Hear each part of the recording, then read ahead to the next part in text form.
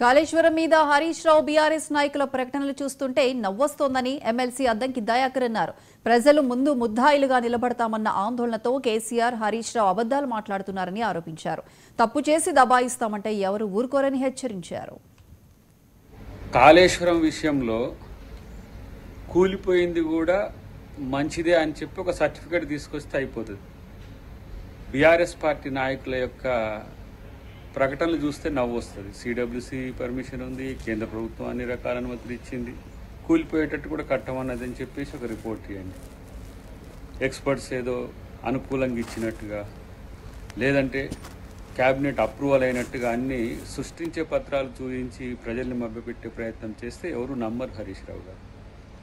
First కూలింది ఎందుకో దానికి కారణం చెప్తే అన్నిటికి కూడా సమాధానం దొరుకుతుంది. ఇప్పుడు కూలకపోతే దాని మీద చర్చ ఇంత రాకపో. అవినీతి, తర్వాత భూసేకరణలో జరిగిన అంశాలు, లేకపోతే ప్రాజెక్టు వాల్యూమ్ని పెంచడము, ప్రాజెక్టు డిజైన్ను మార్చడం, ఇవన్నీ కూడా చర్చలో ఉన్నాయి. ఎందుకు తొందరపడతారు? అసెంబ్లీలనే వద్దురు, దానికి సమాధానాలు చెప్తురు.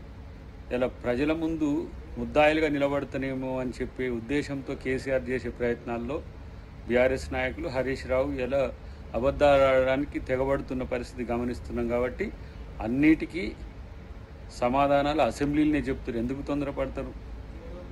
ఈరోజు మైక్ కట్ చేయకుండా ఇస్తే, తప్పులు చేసినోనికి మైక్ కట్ చేయకుండానే ఇస్తాం.